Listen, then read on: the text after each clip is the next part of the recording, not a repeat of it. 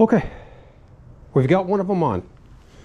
We haven't inflated it yet, but we will be very careful when we do inflate it to make sure that the bead on the tire pops into the rim.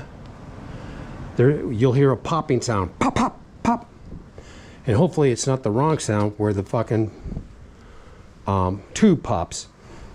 You know, you remember we were struggling to put the green slime in these fuckers because this stem is too small? You just use this standard. Use this right here to put the slime in. Foolishness. I just know that the stem on these is smaller, so, but all you have to do is put that adapter on and then squirt it in that way. Now we've got another bottle of green slime coming in. Remember, this front tire here, we could only get so much in it. I think there's 4 ounces in it. So I want to squirt in another 3 when that does come in. So I'm not going to inflate this because, oh, and by the way, the tubes that were in here are very solid. They may have put on cheap tires, but to compensate for the cheap tires, they put on really good tubes. They're thick. You can feel it. They're probably at least 1 millimeter thick, if not 1.2. This could be my green slime right here. But in any case, also you don't need any tire tools to put this on, as long as you can put your weight on it.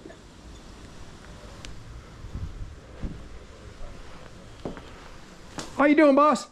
If you want to set it right there by that front tire, you're good. Or back tire, doesn't matter. Thank you very much. I appreciate it. All right. Thank you. Thank you.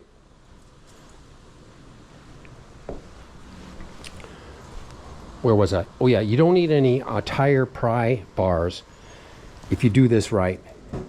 If you can set it up to where you put the side that's on the rotor on last, you can set it down on like this mat right here and push. You can push it on without using tire bars. They did give you 2 tire bars. These are sweet, man. You get one with each box tire. These are keepers. But if you do it right, you don't even need them. But you did. This wasn't quite seated properly right here where this valve stem is. So I did have to take one of those nice little new tire bars that I got and get the tire up over, and I pushed the valve stem in, and bang, it's right where it needs to be. We'll definitely inflate it very slow to make sure that it's good. And there is a directional arrow on here. I didn't see it at first. I just looked at the tread pattern and I said, okay, this makes sense going this way. But if you look at this very carefully,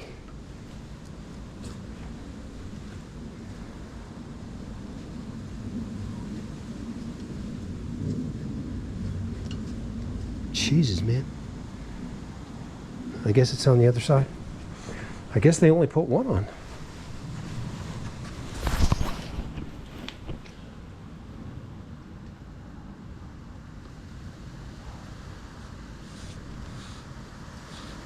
It might be buried by the... There's a rotational arrow on these wheels, tires. There it is. There's the rotational arrow. So it has to go this way, which means it's on right. But I mean, if you look at the tread pattern, that's the thing that makes sense, you know what I'm saying? But I was looking for the rotational arrow on these just to see if there was one, and there is one. So we're good there. That's just got to be inflated. Oh, and this box here has some goodies in it for me.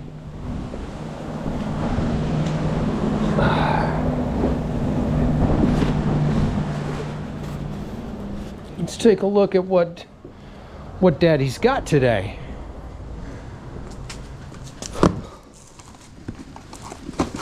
I know there's a key fob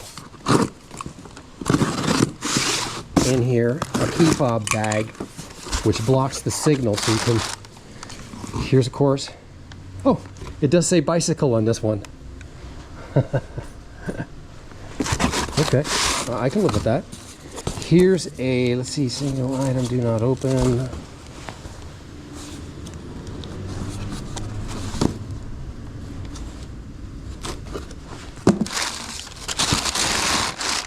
Here's the key fob blocker.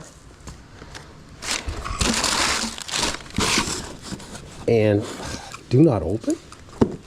Is this just a spacer block? I could have swore I had.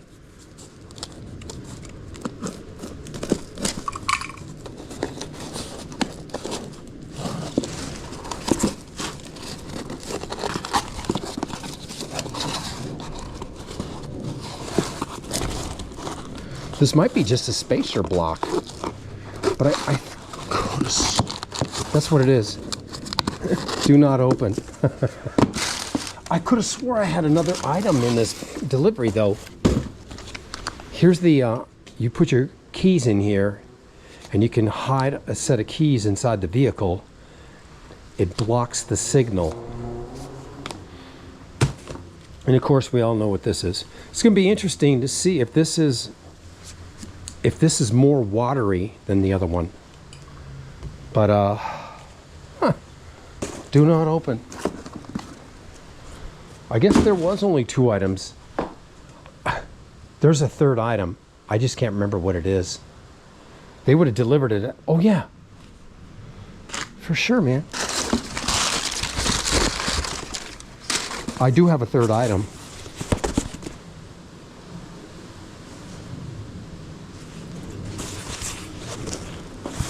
There's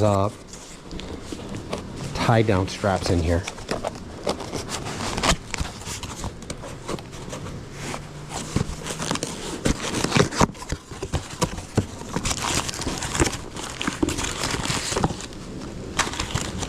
These are wheel straps. I decided to get another set of 18-inch wheel straps. So, you know, when I made the carrier for to be able to carry the third mountain bike on the T-rack, I decided, okay, we better get 2 more sets. I've got plenty of these, but you can always use a couple more. So those will hold I needed 2 straps for the front, 2 straps for the back. So those are the new straps that hold the third mountain bike, third bicycle on the T-rack, which is right here.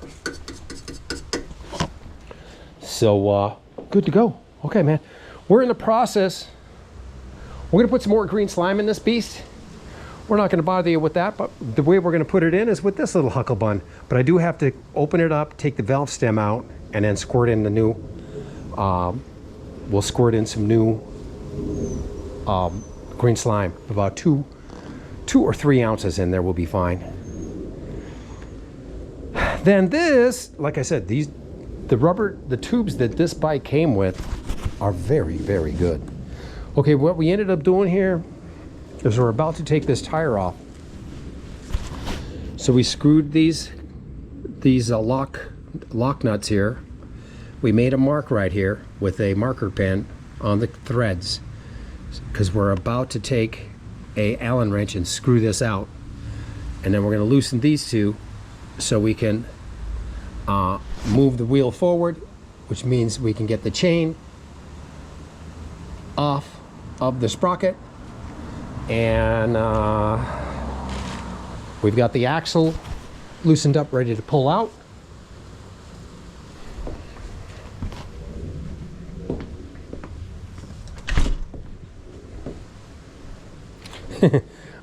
Jesus, man, why would you put that tape on there? Single item, do not open. Weird. I knew there was a third item. I thought this was like a spacer block inside the box. And it's not a single item, it's 2 items. In any case, we got it. Let's get this stuff outside so we can get it out of our way. It's a very windy day today, so it's kind of a pain in the ass. stick those right there right now. Okay, so we made the mark. Now we're going to loosen up both of these.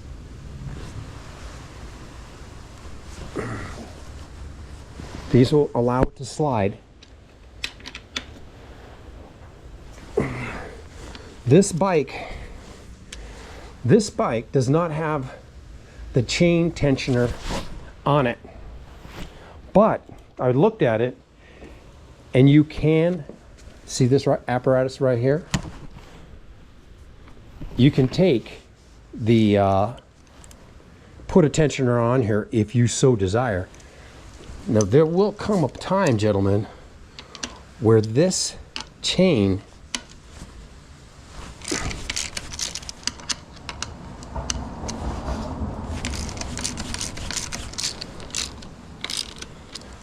will become too loose. And it would be nice to have another tensioner. So I just fired an email to Bike Tricks this morning. You know, I told them I want to put a parts list together, and if you need any pictures of anything, let me know. But we're going to get a tensioner assembly, not for this bike.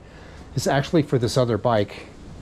You know, because I know I'm missing a spring, and I know that wheel has to be replaced. I think I'm just going to get the whole assembly, and then you know, I might get a new tension wheel, and then the old one I can eventually put it on here with that tension wheel and put some tension on this chain. Very likely, if when that day comes when this chain is too loose. Okay, so we just did that. We loosened up these, we loosened up the set lock nut. Now we need to take these bolts and screw them out a ways, so we can take the, I'm not sure which Allen wrench it is. Got lucky. And keep in mind, remember I marked these bolts, so I know how far to turn it in. You know what I'm saying? Right now we just want to turn it out so we can get the wheel and tire off. And I marked this side also. I think that should do it. We'll keep this right there, although I'll never see it.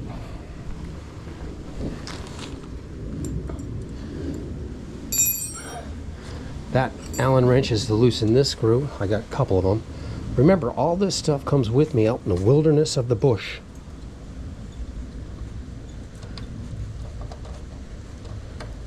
There's a fixed nut on the other side. We'll put a little more lubrication on that axle. We'll move this forward.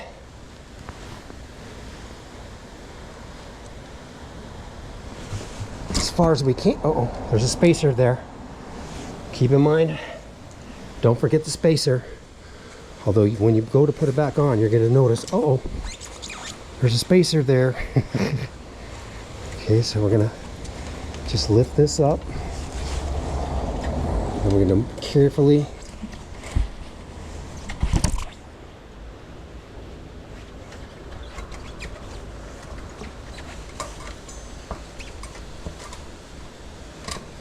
now the chain is going to touch the rotor, so, or your fingers are going to touch it. Something's going to touch it, that's guaranteed.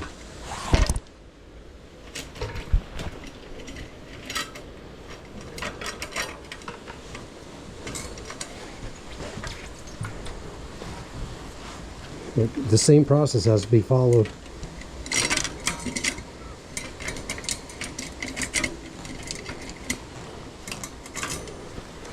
Remember, you got to put the tire up here to get the chain off. Now, we certainly contaminated the rotor there, gentlemen, so you'll have to clean that when the day comes. When I do order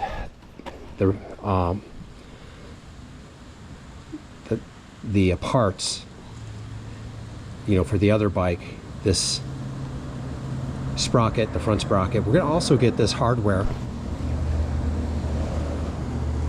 the nuts and bolts that hold the sprocket on, because they certainly use thread lock, and sometimes you strip them fuckers, and if you strip them, just get a whole new set. So they'll be sending a set of bolts for the rotor and a set of bolts for the sprocket. And you know, when you order the new ones, I'm also ordering a new set of crank arms for the other bike. Those are 160s on there right now. We're gonna go with I'm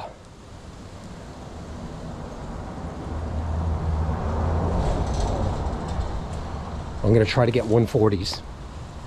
That equates to about 1 inch smaller, gentlemen.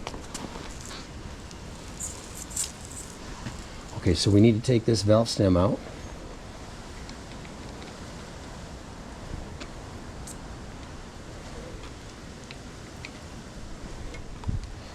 You know, there's a flat spot on here.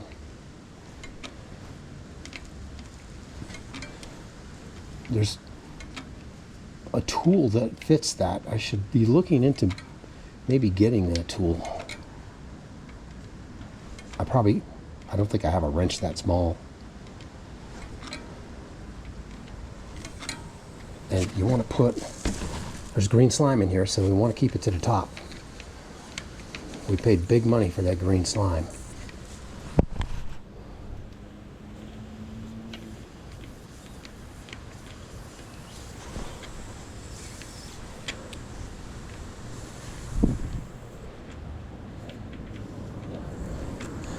Like I said, I know I mentioned it to you before,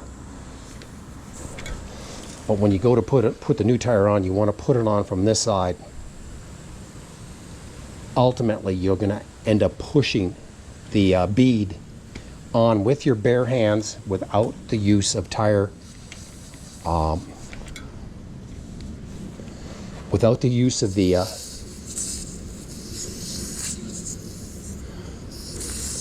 tire pry bars, because you certainly risk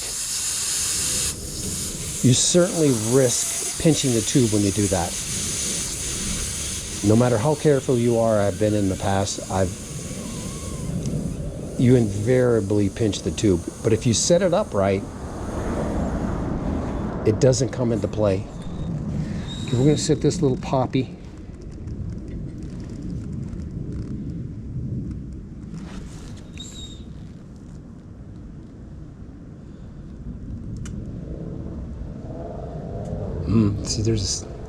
See the seal? We're not going to pull that. I don't know if you can see that on the camera, but a little piece of the seal is disintegrating. So we're just going to snip that off right there. I don't think there'll be an issue, but if there is, we'll put a new, I've got new valve cores. So in the meantime, we're just going to stick this over here, and we're going to pull this off the bead.